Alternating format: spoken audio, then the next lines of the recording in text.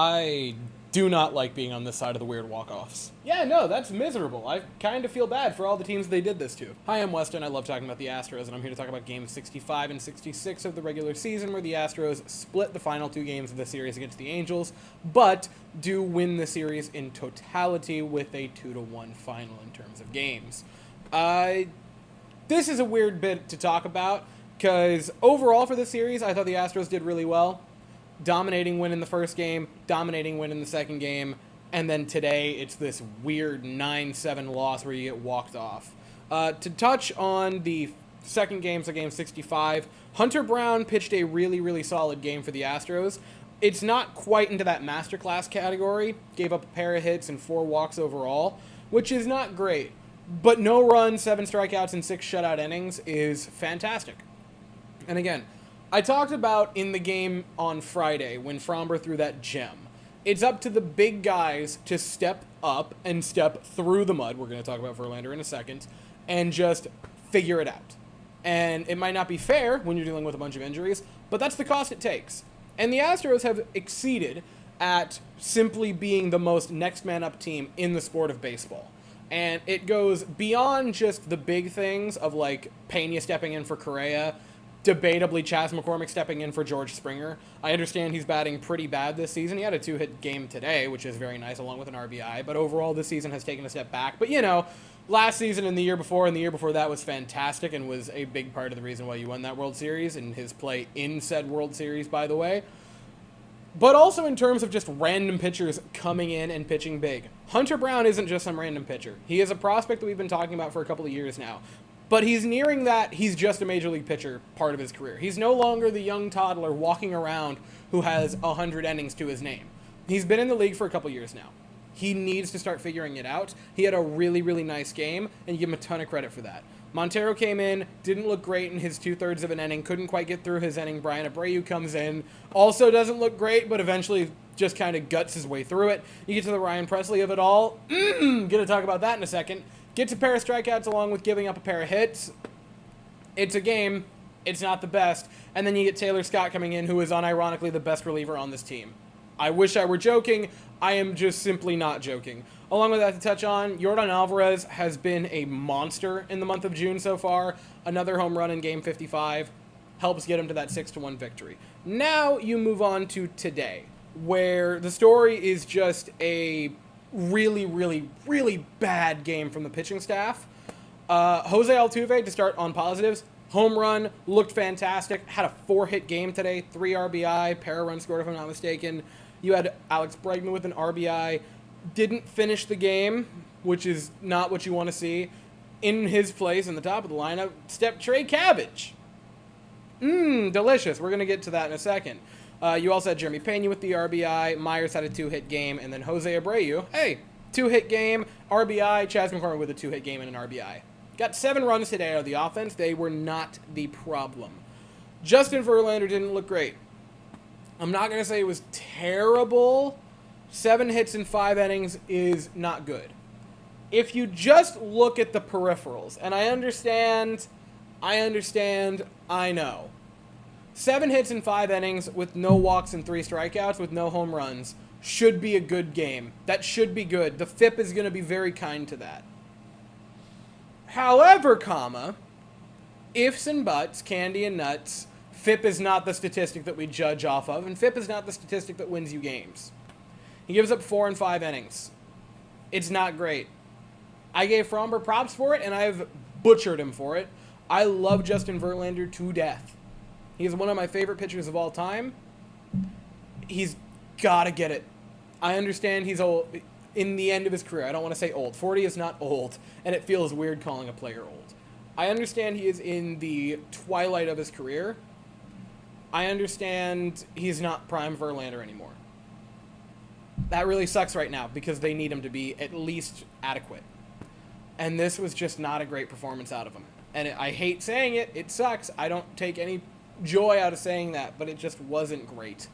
You would then have Seth Martinez come in. He would give up a unearned run in 2/3 along with getting a pair of strikeouts, so you give him credit for that. To finish off that inning would be Rafael Montero, who would give up a hit. But, it's just kind of, I don't know. It's so weird to judge pitchers off of a third of an inning. it almost feels pointless. Brian Abreu came in, and he pitched fine. Picked up a strikeout. You get to the Ryan Presley of it all. And, dude, it just sucks. Because I want to love Ryan Presley. And I do overall. As a whole, as a collective, if you look at his career as an Astro, it's been fantastic. You can't help but love Ryan Presley. Unfortunately, and here's the thing with Ryan Presley. In 5 years from now, in 10 years from now, we're going to look back and he's going to be a very cherished member of this team and of this organization. I don't think that's an argument. And if you think that he's not, you're just kind of not thinking about it. He's going to be beloved when we get 10 years removed from right now. But right now, we're in that part of his career where he's just kind of there. He's not great anymore. Now, he can get back to that. I've talked a lot about how he can get back to that. I believe that he can get back to that. But right now, he's just not good enough to be in that high leverage spot. And the Astros are not only doing a disservice to the team, they're doing a disservice to Ryan Presley. Because he's done a lot for the team. He can be a very good pitcher, and if you get him back, like that's the thing. Relief pitching is so mental. They have to get him mentally right and mentally back in it for him to succeed. And continuing to throw him out in these big, high leverage situations when he just clearly isn't feeling it is not helping anyone. Like, he looked his best the other night when he was in a low leverage situation. And it didn't matter. And he got to be dominant for an inning. That's what you need to give him. And you have other guys. Listen, it beyond just name value. If I said you have two pitchers, one of them has an ERA that is 1.7, and the other one has an ERA that is almost 5.5. Which one are you putting in a high leverage spot in a close game? And you say the 5.5, I would judge you. That is a why are you doing that type of question. I know ERA is not all of it, especially when talking about relievers. Right now, there is no reason that in leverage situations like this, you should be putting Ryan Presley in over Taylor Scott. There just isn't. And I love Presley. I think he can rebound. And I know for a fact that 5 years from now, 10 years from now, we're going to look back and love him. But right now, you are not helping him, this team, and especially the fan base, by putting him in these high leverage situations. It's got to stop. Gives up the pair of runs. It's a tie game. You have Josh Hader come in, who mops up a little bit of the mess. And then you go to the ninth inning. And I don't know how to feel. Because, on one hand, if you just didn't have any of the players move, if you were playing stationary baseball, that's a home run.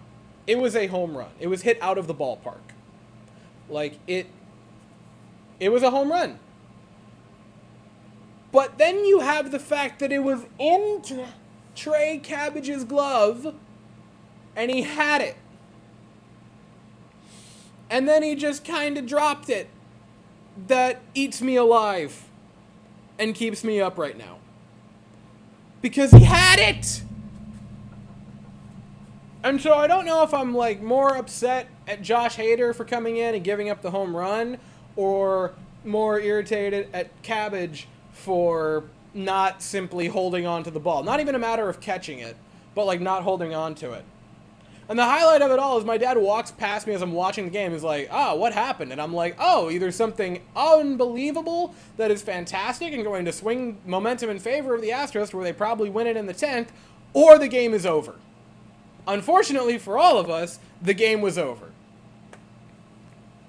And it's a weird game. I'm not entirely sure how I feel in terms of who I want to kind of throw the blame at. But I'm also willing to say, since they won the series, to not throw any blame. And that's going to lead me into this final point that I will simply drop because it is a very interesting statistic that I found earlier this morning. Following the Astros' horrific start, after April 27th, if I'm not mistaken, was the day, or 27th to present, the Astros are 23-17. They've been a good baseball team now for a while. The unfortunate part of the Astros is that they started so terribly, so god-awful, that they have to be better than just good to be relevant. Like, since the 27th of April, they are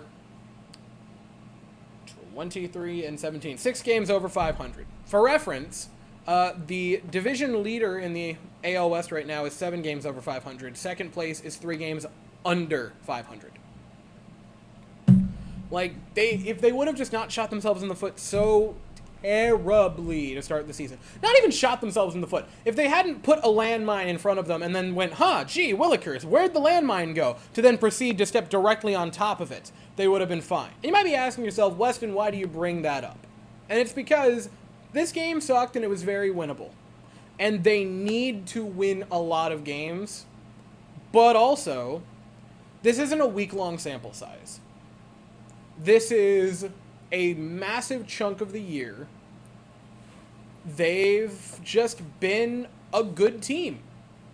A very large chunk of it. For longer in this season, they have been good than they have been bad. And so we're nearing the point where they've earned the benefit of the doubt. That game should have been a win. You had a lead late, a multi-run lead late. Going over to a part of the bullpen that is, I want to say, like $30-some million between the two of them, and you couldn't keep it. That's really bad. Borderline unacceptable, I would even say. But they are getting back to the point where they've earned the benefit of the doubt. And so this game is a bummer, but they won the series, and we can move on. They will play again tomorrow night. They are keeping on the West Coast, playing the San Francisco Giants. The game will start at 9:45 Eastern, 8:45 Central. The Astros are going to send Spencer Arrighetti to the mound, and the Giants are going to send Kyle Harrison, pardon me. I will be here afterwards to talk about it, but as for right now, that is all I have to say. So if you enjoyed the video, please consider to like and subscribe. Thank you all so very much for watching. I hope you all have an absolutely fantastic day, and as always, go Stros.